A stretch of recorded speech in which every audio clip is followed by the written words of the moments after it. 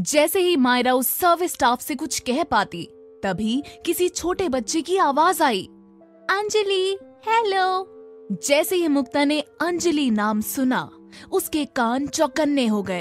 अचानक से अंजलि इस नाम को सुनकर मुक्ता के चेहरे पर आई स्माइल गायब हो गई थी।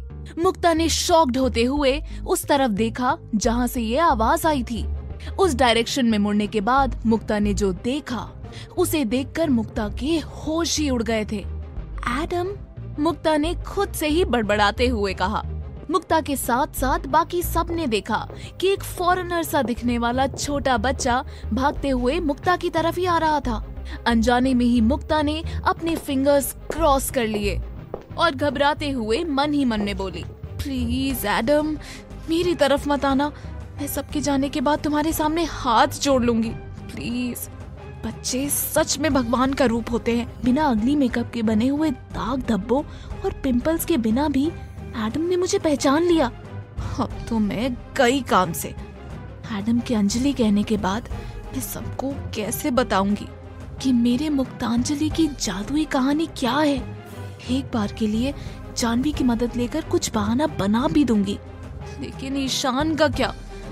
वो तो मेरे कुछ कहे बिना ही सब समझ जाएगा। ये सब सोचते हुए मुक्ता के चेहरे पर 12 बज गए थे। उसकी घबराहट अब ऑब्वियस होने लगी थी। एडम बस उससे कुछ ही कदम दूर था। मुक्ता ने डर के मारे अपनी आंखें बंद कर दी। 1 सेकेंड, 2 सेकेंड्स, 3 से 4 सेकेंड्स के बाद भी मुक्ता को अपने आसपास एडम के होने का कोई भी एहसास नहीं हो रहा था। उसने सोचा कि आंखें खोल कर ही देख लेते हैं, लेकिन जैसे ही मुक्ता ने अपनी आंखें खोली, उसकी हैरानी का ठिकाना नहीं था। मुक्ता को अपने सामने या आसपास कहीं भी एडम दिखाई नहीं दे रहा था। जब मुक्ता ने पीछे मुड़कर देखा, वो एक बार फिर से शॉक थी। एडम इस वक्त ईशान की गोद में था। दोनों एक दूसरे से बातें करते हुए खिलखिलाकर हंस रहे थे। अब तक जो मुक्ता ये सोचकर परेशान थी कि एडम उसे पहचान तो नहीं गया था, अब उसे ये देखकर जेलस फील हो रहा था कि एडम को सिर्फ ईशान के वहां होने से ही मतलब था। उसका ध्यान तो एक बार भी मुक्ता पर नहीं पड़ा था। मगर यहाँ पर सिर्फ मुक्ता ही नहीं थी जो ईशान और एडम को देखकर अजीब फील कर रही थी।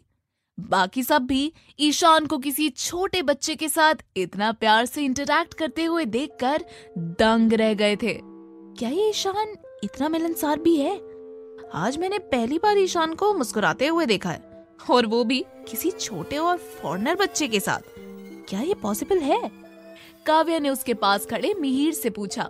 उसकी बात पर कोल्ड अंदाज में रिएक्ट करते हुए मिहिर ने कहा, मुझे इस बात से कोई फर्क नहीं पड़ता कि ईशान का उस गोरे बच्चे से क्या ताल्लुक है। जो कुछ भी है, मुझे ये देखकर स्ट्रेंज लग रहा है। जहां काव्या और मिहिर ये नजारा देखते हुए ईशान को अजीब नजरों से घूरे जा रहे थे, प्रखर के चेहरे पर एक स्माइल थी। उसने कहा, मेरा दोस्त कितना कमाल का है, उसे इस क्यूट बच्चे की लैंग्वेज भी आती है। देखो तो, दोनों कितने अपनेपन से गप्पे लड़ा रहे हैं। प्रखर ये देखकर खुश था, तो मायरा का ध्यान किसी दूसरी ही बात पर अटका हुआ था। ईशान और एडम की तरफ देखते हुए मायरा ने मन ही मन में कहा, ईशान को छोटे बच्चे कब से पसंद आने लगे, और ईशान इतना खुश क्यों हो रहा है? और ये बच्चा ईशान को अंजलि कहकर क्यों पुकार रहा था? कहीं ये उसी लड़की से रिलेटेड तो नहीं जिसकी वजह से ईशान एग्जाम में लेट आया था? पता नहीं ये सब क्या चल रहा है। पहले तो मायरा ने सोचा था कि वो चुपचाप खड़ी रहकर जो हो रहा है वो देखेगी, लेकिन अपने आप को बहुत समझाने के बाद भी मायरा वहां खामोश खड़ी ईशान के ऐसे अजीब बिहेवियर को नहीं देख सकती थी। उससे रहा नहीं गया और मायरा ने ईशान से सवाल करते हुए कहा, ईशान, ये बच्चा कौन है और तुम्हें अंजलि क्यों बुला रहा है? जब मुक्ता ने ये सवाल सुना तो वो भी ईशान का जवाब सुनने के लिए क्यूरियस हो रही थी। ईशान ने एडम की तरफ देखते हुए कहा, मैं आगरा में किसी काम से एडम के मॉम डैड से मिला था। तब मैं मेरी दोस्त अंजलि के साथ था। हैडम को मेरा नाम तो याद नहीं रहा, लेकिन वो अंजलि को भूल नहीं पाया, तो उसने मुझे अंजलि कहकर पुकारा। ईशान का ये जवाब बहुत ही क्लियर था, लेकिन सबके अलावा मुक्ता और मायरा इस जवाब से सैटिस्फाइड नहीं थी। दोस्त? मैं कब से ईशान की दोस्त बन गई? मुक्ता ने मन ही मन में कहा। तो मायरा ने सोचा, दोस्त? कैसी दोस्त? मुझे तो लगा था कि मैं अकेली ही ईशान की दोस्त थी। ये अंजलि है कौन?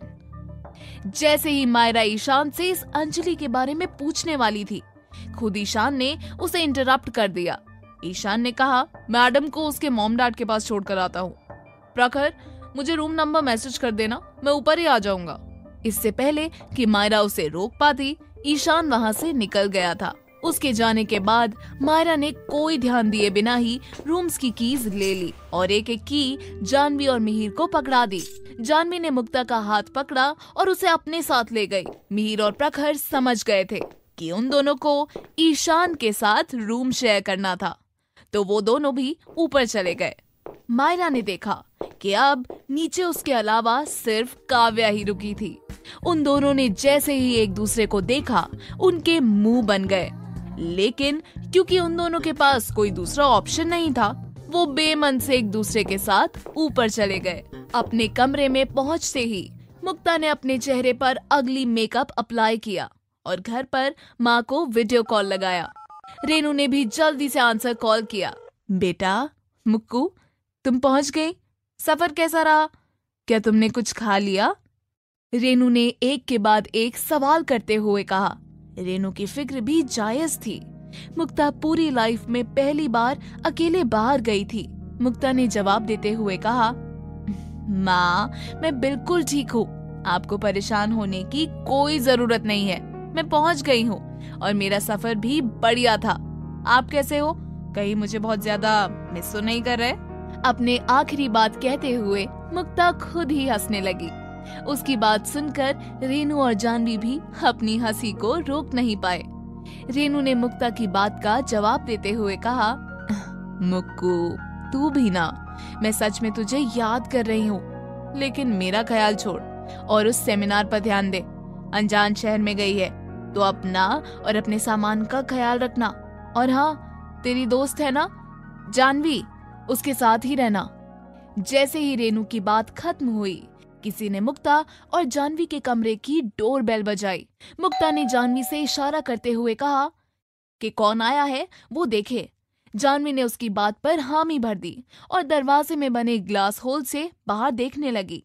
मुक्ता ने रेनू की बात का जवाब देते हुए कहा, हाँ माँ, मैं अपना ख्याल रख लूंगी, आप टेंशन मत लो।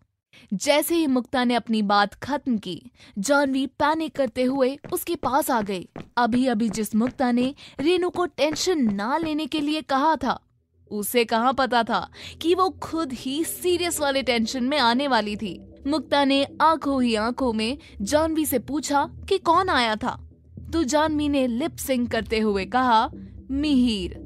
अचानक से मिहिर के आने की बात सुनकर मुक्ता भी पैनिक करने लगी। ये मिहिर यहाँ क्या कर रहा है? कुछ हुआ है क्या? मैं और जानवी अभी अभी तो रूम में आए हैं, कहीं कुछ पीछे छूट तो नहीं गया? मुक्ता ने मिहिर के आने के बारे में सोचते हुए, पॉसिबिलिटीज देते हुए अपने आप से कहा। जानवी भी परेशान दिखने लगी।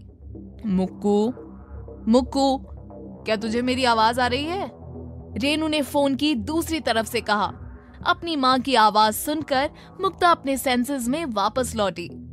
उसने कुछ सोचा और रेनू से बोली, माँ, मुझे लगता है कि इस होटल में नेटवर्क प्रॉब्लम है, मैं आपको रात को कॉल करती हूँ। मुक्ता का बहाना सुनकर जानवी ने उसे देखकर थम्स अप किए। ठीक है बेटा, अपना ध्यान रखना, मैं फोन रखती हूँ, रेनू ने कहा। मुक्ता ने हामी भर दी और जल्दी से कॉल डिस्कनेक्ट कर दिया। मिहिर यहाँ क्या कर रहा है? जैसे ही मुक्ता ने कॉल काटा, वो परेशान होकर जानवी से सवाल करने लगी। अब वो तो दरवाजा खोलने के बाद ही पता चलेगा। तुम बाथरूम में जाओ और मेकअप रिमूव करके बाहर आओ, तब तक मैं मिहिर को संभालती हूँ, जानवी ने मुक्ता को एडवाइस देते हुए कहा। मुक्ता ने हाँ में सर हिलाया और मेकअप रिमूवल का सामान लेकर बाथरूम में चली गई। मुक्ता के अंदर जाने के बाद जानवी ने दरवाजा खोला। मिहिर ने जब जानवी को सामने देखा तो उसे थोड़ी डिसअपॉइंटमेंट हो गई। उसने जानवी से सवाल करते हुए कहा, मुक्ता नहीं है क्या? मुझे मुक्ता से बात करनी थी। अपनी ये बात कहते हुए मिहिर दरवाजे से कमरे के अंदर देखने की कोशिश कर रहा था। जानवी ने उसके सवाल का जवाब देते हुए कहा, मिहिर, वो मुक्ता फ्रेश हो रही है। अगर कुछ जरूरी बात है तो तुम अंदर आकर उसका वेट कर सकते हो। जानवी की बात सुनकर मिहिर ने सोचा कि उसे मुक्ता के लिए इंतजार कर लेना चाहिए, लेकिन फिर मिहिर ने कुछ सोचा और बोला, ठीक है, मैं उससे लंच पर बात कर लूंगा। तुम दोनों थोड़ी देर बाद नीचे लंच के लिए आ जाना। मिहिर की बात पर जानवी ने हाँ में अपना सर हिला दिया। जानवी का जवाब जानकर मिहिर वहां से चला गया। जानवी उसे जाते हुए देखने लगी और फिर उसने अपने रूम का दरवाजा बंद कर दिया। वहां से अपने रूम में जाने तक मिहिर के दिमाग में बस मुक्ता का ही ख्याल चल रहा था। सिर्फ मुक्ता का बॉयफ्रेंड बनना ही इनफ नहीं है। मुझे हर दिन, हर मिनट, हर सेकंड मुक्ता के साथ रहना है।